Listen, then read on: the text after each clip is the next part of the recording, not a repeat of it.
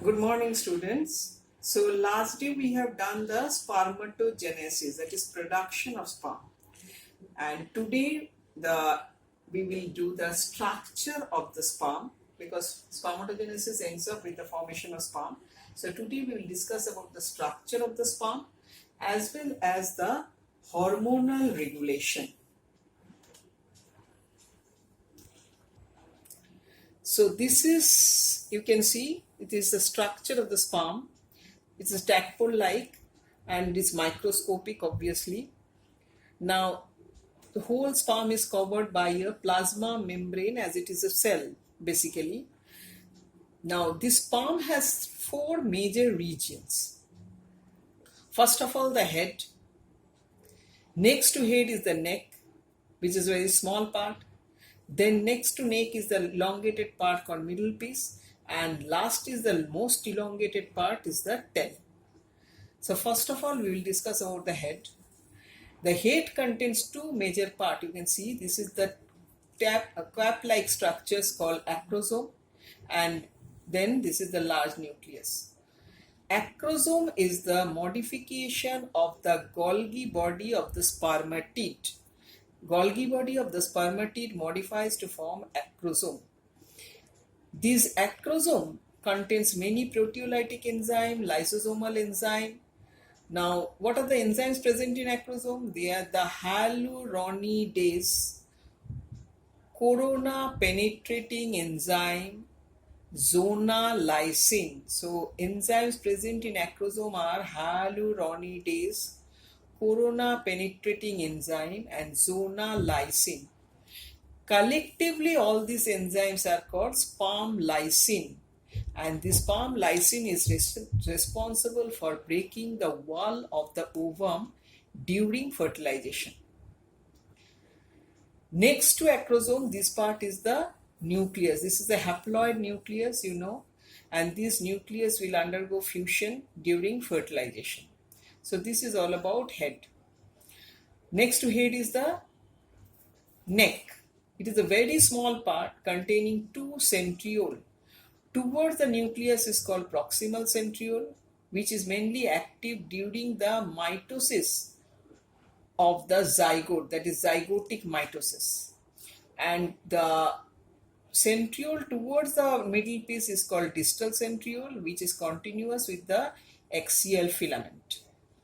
Now, middle piece, it is somewhat elongated, containing mitochondria. This you can see it is spirally arranged. These mitochondria are spirally arranged, and this is actually we know mitochondria is the powerhouse of a cell. So here also it produces energy which is required for the sperm to swim in the female reproductive tract, because in female reproductive tract the sperm has to reach the ovum and there it has to swim a lot, and that energy is provided by this mitochondria in the middle piece. And last part is the most elongated part. You can see this is the tail, which helps in the movement of the sperm, or helps the sperm to swim. Now, sperm is ejaculated in the semen. What is semen? Semen is a combination of seminal plasma, that is the secretion of the male reproductive glands like seminal vesicle, prostate, bulbourethral gland, and the sperm. So seminal plasma plus sperm forms the semen. Now, each semen contains about 200 to 300 million sperms. Each ml of semen contains about 200 to 300 million sperms, and for effective fertilization 60% of these sperms should have proper shape, size, and at least 40% of them will move vigorously. So that is very essential for effective fertilization. So this is all about the sperm, and next we will move to the hormonal regulation. Now, we know that spermatogenesis starts during puberty. Why it starts during puberty? Due to secretion of the hormone. Now we'll study how this hormone regulates spermatogenesis. First of all, hypothalamus. It is located in the brain. This hypothalamus secretes a hormone called gonadotrophic releasing hormone or GnRH. This GnRH stimulates anterior pituitary, and this anterior pituitary now secretes two gonadotrophic hormone, that is luteinizing hormone or LH and follicle stimulating hormone or FSH. First of all, we will discuss about luteinizing hormone. Next, we will discuss about follicle stimulating hormone. So first of all, luteinizing hormone or LH. LH actually stimulates the interstitial cells of Leydig. You can see here, these are the interstitial cells of Leydig. So LH mainly stimulates the interstitial cells of Leydig, which secretes testosterone, androgen, especially the testosterone.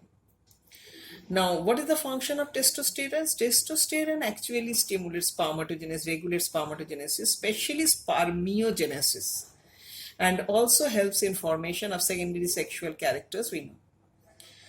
Now, when the concentration of testosterone increases, then there is a feedback inhibition, and that it inhibits LH secretion or hypothalamus to secrete GnRH.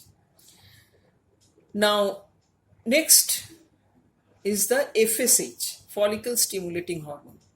This follicle stimulating hormone actually stimulates Sertoli cells, tubules, to produce androgen binding protein. We know that testosterone is secreted outside the seminiferous tubules, but testosterone regulates the spermatogenesis which occurs inside the seminiferous tubules.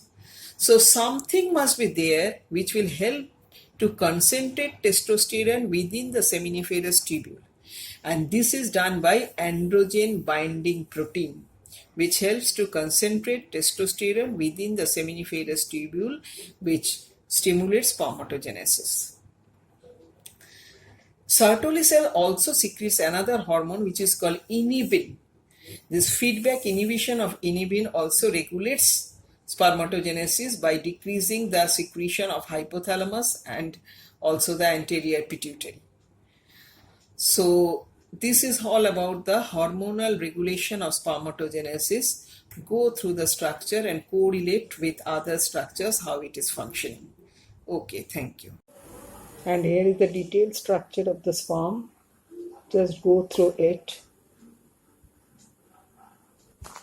And this is about the hormonal regulation of spermatogenesis.